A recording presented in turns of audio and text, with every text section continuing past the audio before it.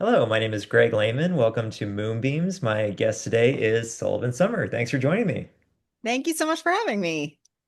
Absolutely a pleasure. And as we were just talking about, you're my first ultra marathoner that I've had as a guest. And we've talked a little bit about what you're training for right now. And started talking about like kind of the potential and I feel like very real intersections between writing and poetry and this wild endurance sport that we do. And I'm like, well, let's just start recording there. So Yeah. we'll pick up the thread there. I'm wondering, where you see those two intersect, where one inspires the other. Yes, very, very curious to hear your thoughts there. Yeah, ultra running, like my favorite distance tends to be 100 miles. So when we're saying ultra running, we're talking about sort of being up. Um, and I guess I should say this because it's not necessarily a runner audience, which is when you're running 100 miles, no, you don't stop. No, you don't go to bed and get up again. Yes, you eat. Yes, you go to the bathroom. No, you don't stop. Um, but a lot of people will talk about the 100 mile, they talk about it as being a lifetime in a day. You hear people say that a lot of the times, meaning like all of the emotions that you go through in the course of your lifetime, the very highest highs and the very lowest lows sort of happen in the course of running this race in 24 hours. And I think that's certainly true. Um, you hear other ultra runners use the term the pain cave, which is that place where everything everything just hurts so much. And oftentimes it's more than just the body hurt. Like, yes, parts of your body hurt, but oftentimes it's not, it actually feels like your soul hurts while you're running more. And a lot of times, like, that's more difficult to get over than something that might hurt in your body. And for me, when I think about writing and I think about poetry, this kind of like soul pain or soul hurt or like very highest highs that are difficult to describe and very lowest lows that are also difficult to describe using the words we normally use in everyday vernacular. Like I think like that's very similar to poetry and I think a lot of poets understand that as well. It's why we use these great metaphors and similes and those kinds of things because like regular words don't really work. And I think it's the same for ultra running. Like it's very difficult to describe to people why it's fun. Yeah, I underline and frame all of that, but it also strikes me that these are activities that we elect to do. Like no one's really forcing us to do it, but we can't not have them. Yeah, I don't want to think of a life without like that kind of running or that kind of writing, once you enter those spaces, like it pushes your best and you keep seeing that grow the more you do either one. Yeah. I think also another thing with that is I think surprises a lot of people about the ultra running is community. I mean, I think in poetry, community is huge. Certainly the poet community, and then the subject matters that we're writing about, and like there's so much community in poetry, and I think that surprises people because for some people, the only association they have with running might be seeing an event on TV, the Olympics or something like that, where people are trying to beat, you're trying to beat everybody else, and you're throwing a temper tantrum, and you're like this very solo sort of sport, but ultra running is not that way at all. Ultra running is absolutely a community sport. It's a sport where the winners will slow down to help people that are behind them. It is, it's a sport where people elect to forego their own race to be in community with someone else. And so I think that that has it in common as well.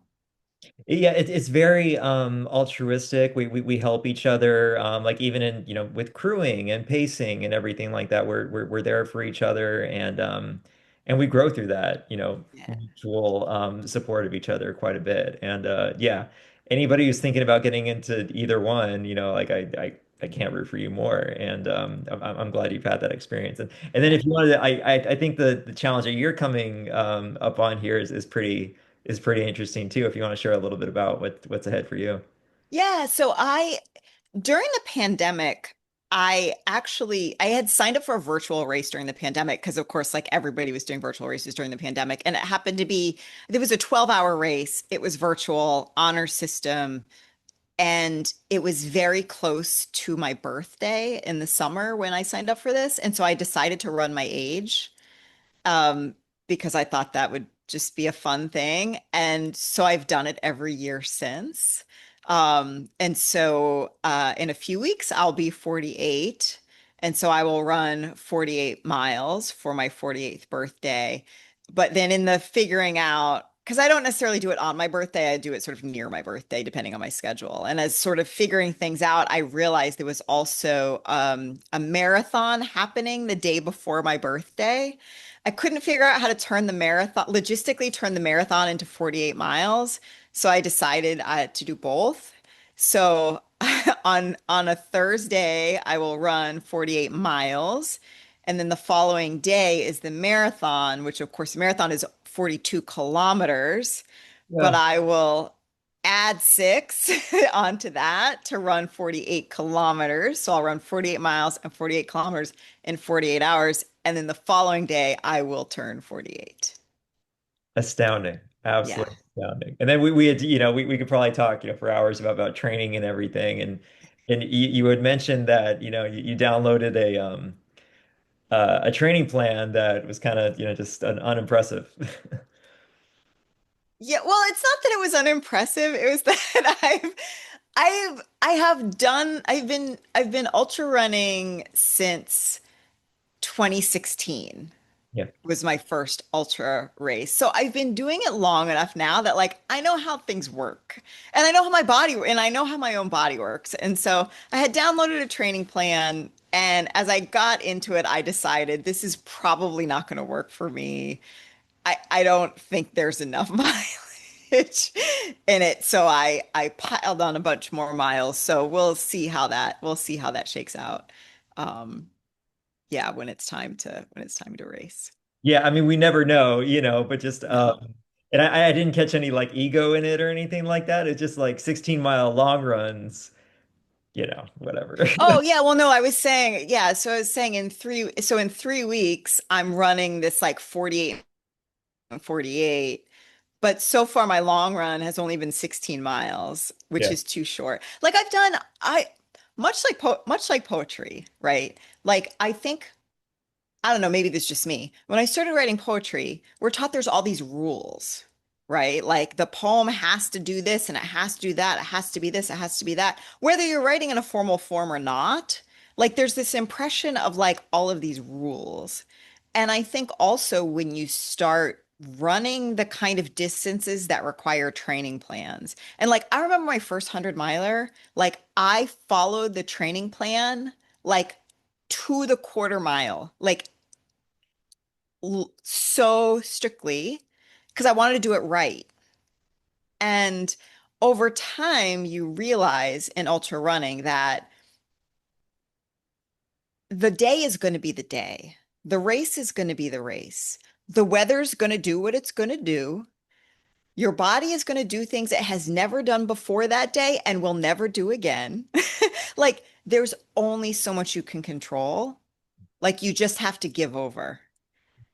And so in doing these races, I have learned I've had some phenomenal races, and then I will try to recreate that training plan in another race, and things don't go so well.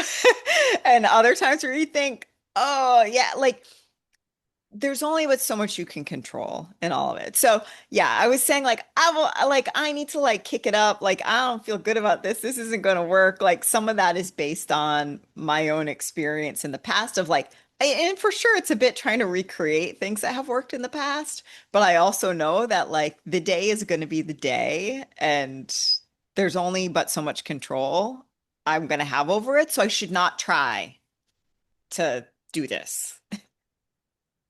Yes. Yeah, 1,000 times yes. And that's also where I find, kind of, drafting into the questions here, but just that is a common theme with, I think any art as well as like endurance sport is like you're not as concerned about the product or like race day or, the piece you're going to turn in. You've loved the process so much. You've made the process of making the art and training such like a part of your life that like adds so much quality and community and everything, that like that is the value, like the journey over the destination, as the cliche goes. But Yeah. yeah, yeah, amazing. Well, with that, what Sullivan, we're here to talk about poetry as well as endurance sports, and I'll say one more thread I wanted to pull there was I've talked to some runners, well, like they'll think of a line or something will come to them that like I need to write about this later. And I got like some useful tips from people, but I'm wondering like when I'm sure you do have points of inspiration. Do you do audio notes? Do you memorize a line? When those moments come, what do you do? I write it in the notes app. Okay, yeah, As opposed to audio. I don't do audio because I don't want to, I don't like to talk, if that makes sense. Like when I'm running, I don't want to talk. And again, the beauty of ultra running is because the races are so long and the training is like so long. Like if I'm running for 5 hours, it doesn't matter if I stop and walk for a minute and a half. Like that's what it is. It's part of it. So if I think of something, a good line, a good metaphor, anything at all, I will I will take out my phone and I will type it in because in 20 seconds it will be gone. I won't remember it 20 seconds later. So I write it down. excellent, excellent. And then I imagine that's fun later when you get to like read back over it. Any particular moments stand out for you there where you're like, oh, or like, Uh, I I think I if I already have a piece going and this brainstorm is more of like an edit, I will always use it and it's typically good. Like it's typically really good. It's better now. If the brainstorm is more like, oh, I ought to write about this, or oh, here's a line, I should build a poem around it, like that's a lot of garbage. It's a lot of garbage. That kind of stuff. Like, I think rarely does that ever like materialize into something that's good. Because you get the runner brain a lot of times, right? Like where you think, the runner brain, like you yeah. think like this, oh, this is the thing, this is it. And it's like a dream, right? Like in the dream, you're like, oh my God, this is amazing. This is so deep. And then you wake up, you're like, that's just dumb. Like, so I think a lot of the ideas that come from scratch when I'm running they're not good ideas. Which would be a good poem too. It's like I thought this line was going to be good, but this was actually happening, and this is why it sucks. And here's why I'm clear right now. Hmm. It's all kinds of opportunities there. So I think people should write all the time. Yeah. But if you're out running and you're struck by inspiration, write down a bad idea. Yeah, yeah, Yeah, yeah, yeah. yeah. Oh, I Mhm. love it. So yeah, so moving from there, what is exciting you most about poetry at the moment?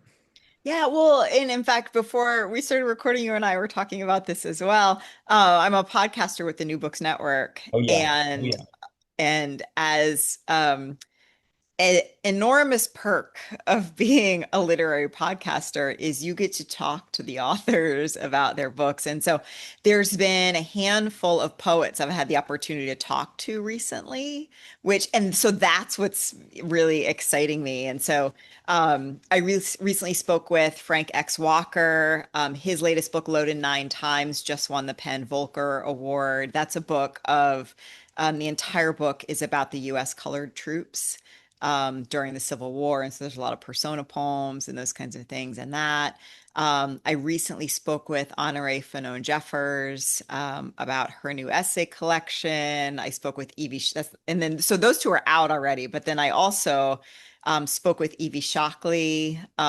She did the introduction and the annotations for a new edition of Harriet Jacobs' Incidents in the Life of a Slave Girl. So it's not poetry, but Evie Shockley is a poet. So I had the opportunity to spend over an hour with her. I'm going to be speaking with Ashley Jones, who is the poet laureate of Alabama and first Black poet laureate of Alabama, coming up here in a couple of weeks about her new collection, which is called Lullaby for the Grieving. And then I'm also going to be speaking with someone that you know, Taylor Bias, about her collection, Resting Bitch Face, as well. So I'm really excited to talk to them too.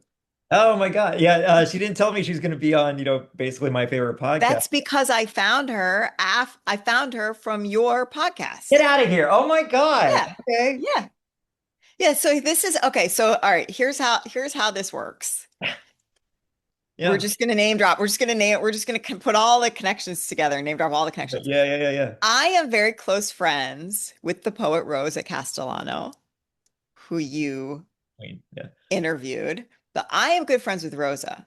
And Rosa said, "Hey, friends, the poet circle I belong to, you all need to know about Taylor Bias and Taylor Bias's new collection. It's amazing.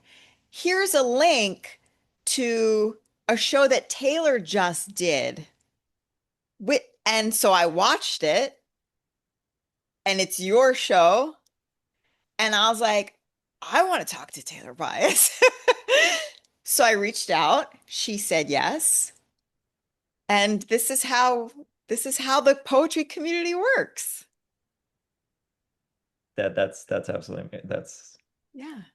I'm at a loss. That's absolutely tremendous. Yeah. Thank you so much for sharing that. Oh my Yeah, God. absolutely. Working. This is exactly Yeah, it's working. It's what's yeah. happening. Oh my It's what's gosh. happening. Yeah, and yeah, Taylor's hilarious and such a powerhouse. And also so more flowers to New Books Network.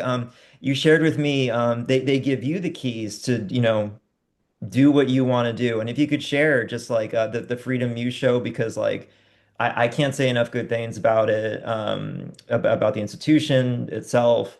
I shout them out as much as I can on Instagram, but please share the relationship that you have with them and how awesome they are. Yeah, yeah, no, they've been absolutely fantastic. And my background, of course, the interviewers there are subject matter experts in whatever their thing is. And I have a background in poetry and in literature and criticism. I also, in a former life, was a practicing attorney as well. So I have that background. I also really all of the writing I do is in U.S. history. So I have that background too. And so they just sort of said, hey, listen, like you can do a lot of things, go do what you want. And for me, it is incredibly important to continue to both platform and preserve Black history, especially every day and especially now as well. And so for the New Books Network, I interview Black authors writing Black history, although I say it's small a, it's lowercase h history, because I interview academic historians. I also interview poets. I interview novelists, essayists. I interview really across all genres. The thread, though, are Black authors that are writing towards some area of Black history.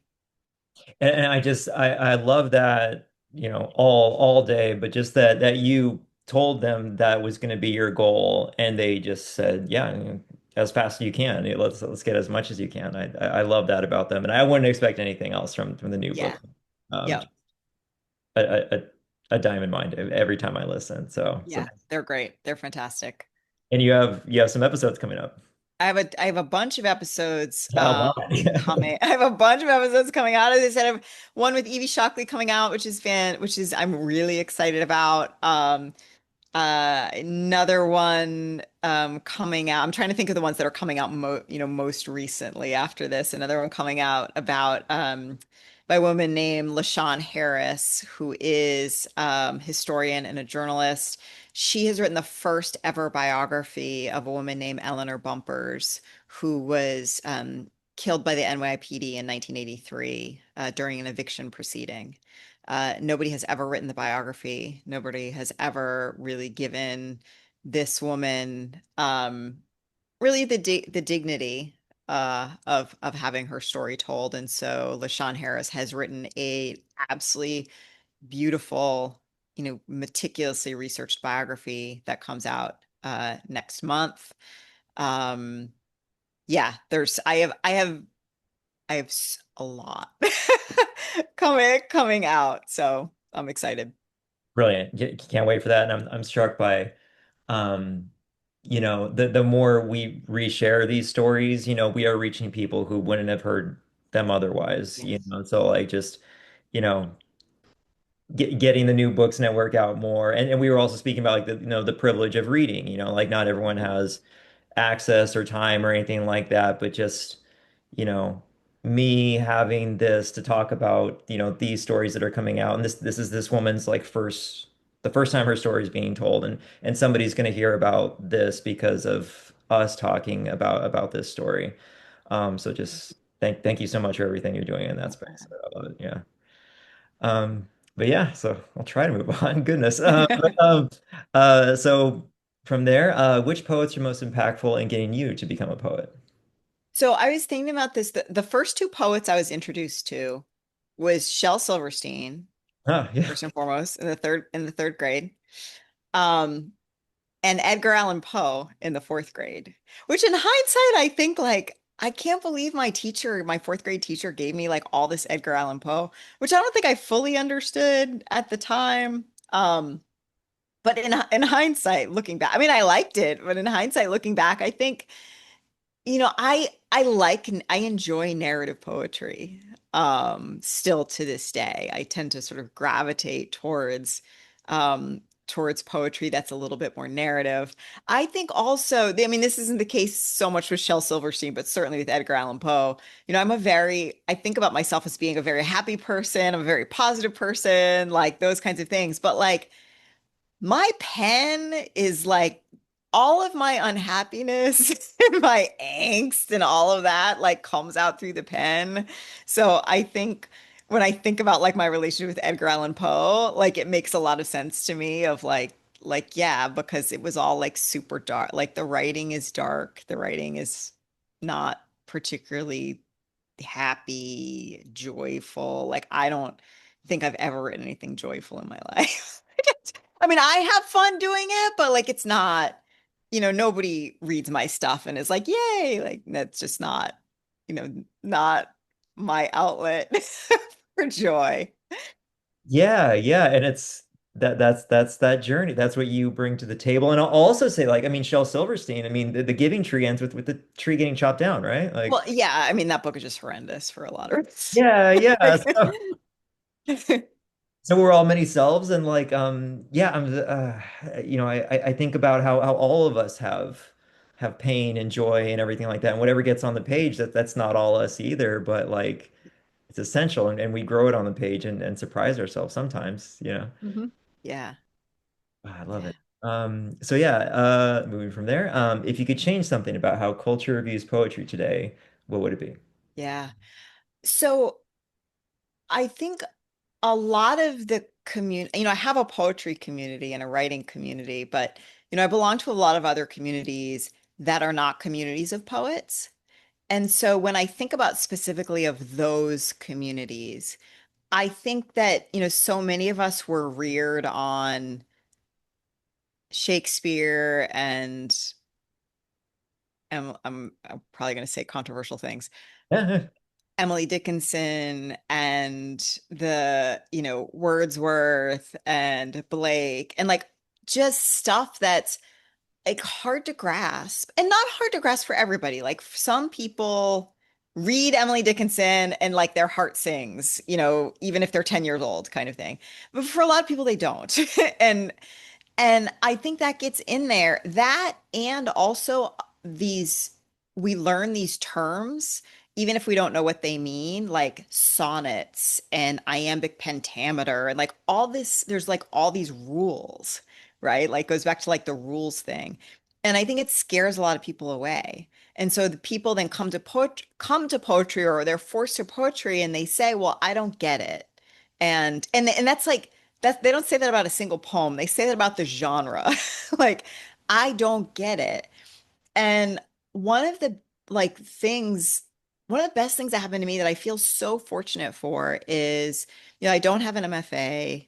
I, went a corporate route with my life. I thought I was gonna be a writer when I was young. I did a ton of writing up until about college. And then when I graduated from college, life took me in a different direction. And quite frankly, I didn't write for 20 years. And then I came back, and then I came back, found my way back to it. And in finding my way back to it, I did a year-long program with an organization here in New York where I live called Brooklyn Poets. And it was a year-long program, sort of like is like a mini MFA for people. And it was there and in my 40s that I learned how to read a poem. Like how do you see the words on the page and make sense of them? And just learning like something so simple as just reciting your observations. I noted that this poem has 10 lines. I notice those 10 lines are broken up into five and five. I notice the words are in the middle of the page. I notice there's a lot of white space at the top. Like all of those things actually help you understand and make sense of the poem. And it's okay if that's what you're observing and you're not using like formal poetic language, or you're not saying like, well, clearly the writer here was upset with his father, and like, you know what I mean? Like it's okay. Like you don't get any of those sort of things. And so if there's something I would change, it would have people understand that like, no, you do understand. If all you notice is this poem is one sentence long and it has one capital letter at the beginning, a period at the end, and it runs the whole page, like great, like you understand something really important about this poem. Yeah. Yeah, the validation, like not, not putting it on a pedestal and be like, you have to be here to get this whole thing, like there's poetry now. There have been people writing poetry since the Romantics, actually. Yeah, I love all that. I guess to kind of pull that thread a little bit, like where with the Brooklyn Poets, you said was Yes. the Yeah. program? Yeah, yeah, yeah. So how did you come to it? And if somebody is thinking about like, they want to understand poetry more, like, is there a way they could reach out to Brooklyn Poets, other programs? What resources would you give to people to, feel like maybe they were if they feel like they were inoculated by poetry early on, Yeah. if people want to understand poetry more, where would you point them? Yeah, so I will say there's a ton of great organizations out there. I will just shout out a few that I have been through myself, but like there are a ton, many of which are also online, including Brooklyn Poets, for example. And so Brooklyn Poets has a website. You can go to Brooklyn Poets website. The vast majority of their classes are for all levels. And I would say that also for people, if you see a class in your community online and it says all levels, they truly, truly mean all levels. I know there's a lot of that also of like, well, but they don't really mean me. Like, like what if I get there and I'm the only one who doesn't know what's going on? Like, I promise, like that's the poetry community is not like that. If you see an all levels class, it truly means all levels. Everybody began somewhere. Everybody started somewhere. And so like sign up, and when you arrive to class and it's your first day or your first hour or your first 10 minutes, it's everybody's first day and first hour and 10 minutes. Everybody's. And even the most brilliant poets that we started talking about, these people, they've got books and they're so brilliant, all this kind of stuff, like they would tell you themselves the amount of junk that they write that is totally unusable, the amount of stuff that they write that like, hey, surprise, that came out great. Like I didn't know that was in me. Also, the other thing I would say is there's I think there is this notion there's good poetry and there's bad poetry. I don't subscribe to that. I don't. Like I think there is certain poetry that speaks to certain people that doesn't speak to other people. There's Pulitzer Prize winning poetry out there, and you and I, Greg, might be like, not for me.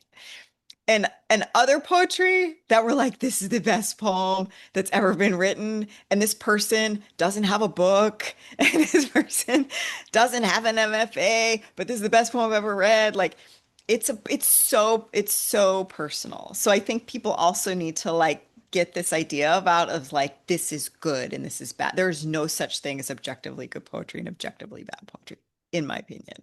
Oh, 1,000%. And also, I mean, and bracketing it with that, in my opinion, like I wish anybody who said like that's a good poem, that's a bad poem, in my opinion, In my opinion, like that was yes. bracketed so it would let more people in and not be afraid to have an opinion that might be offbeat or like not common, because the more we get rid of that, the more poets we get.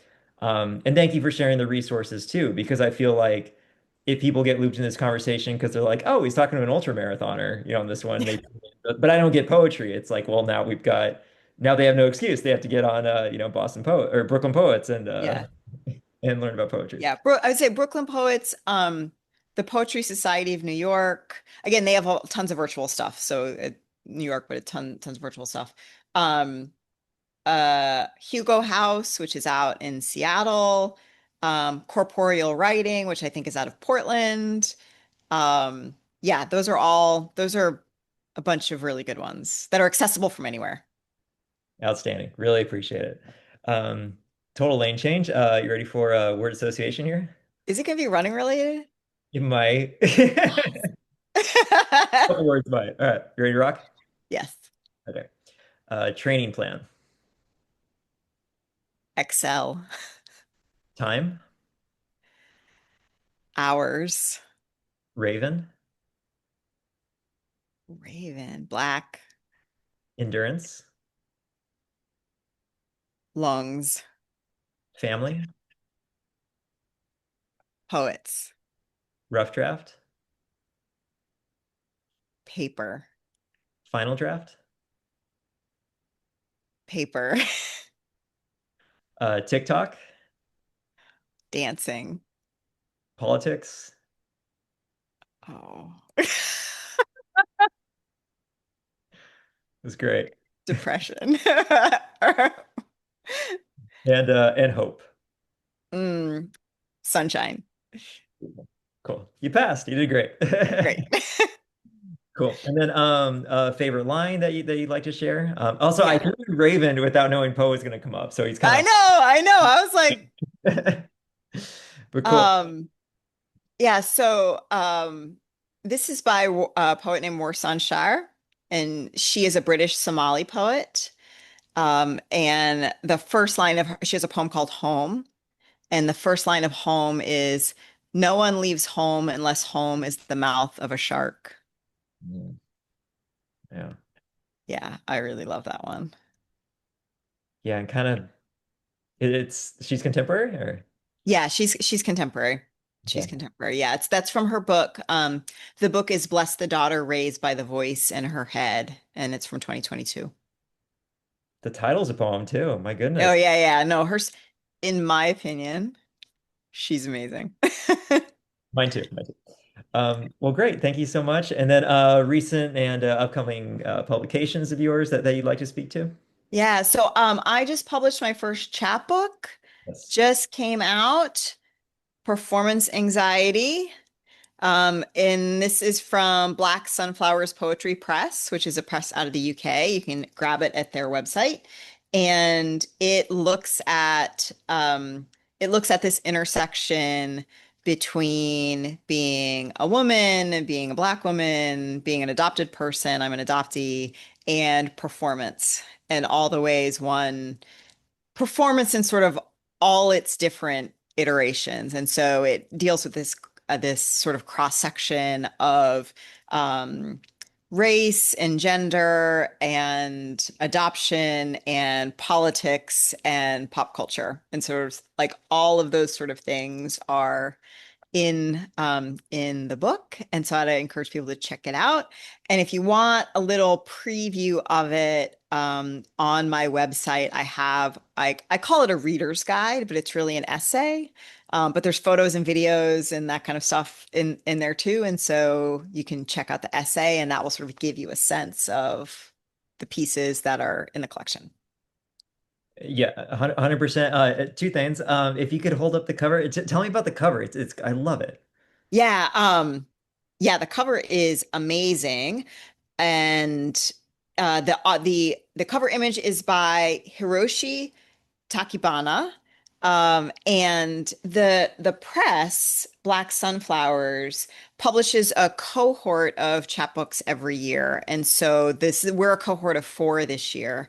And we use a single artist for all four books. So they sort of go together as a cohort as well. And so we got the opportunity to look at Hiroshi's art and choose an image that we thought best um, matched our collection as well. So of course the covers are all different, each of the four of us, but this one really spoke to me elements of performance. Again, it sort of hit on race for me. It hit on, things that might be going on in your head that don't you maybe not conscious of happening in your head as well. So yeah, he's really amazing. You can find him on Instagram. Yeah, no, there's Yeah. so much going on there. I feel like the hand could be a wing as well. Yeah. Yeah, absolutely. No, it's absolutely meant to be that way, as well. There's a lot of wings, in his artwork. And the same image appears on some of the others as well, and reads very much as wings, um, as opposed to hand. Sometimes they read as wings, sometimes they read as hands. So yeah, it could be either. Love it. Yeah. Amazing. And then yeah, shout out also like highly recommend your website. I particularly connected with the essay about adoptees. And because someone very close to me was adopted, and just the space you make there is tremendous and definitely worth checking out. So Yeah. Thank you. very cool. Well, Sullivan, this was absolutely amazing. Really appreciate your time and energy and just everything you're doing for the community and platforming other voices that need to be heard. You're yeah, national treasure. Thank you so much. Well, you're doing the same. Thank you so much. Alrighty.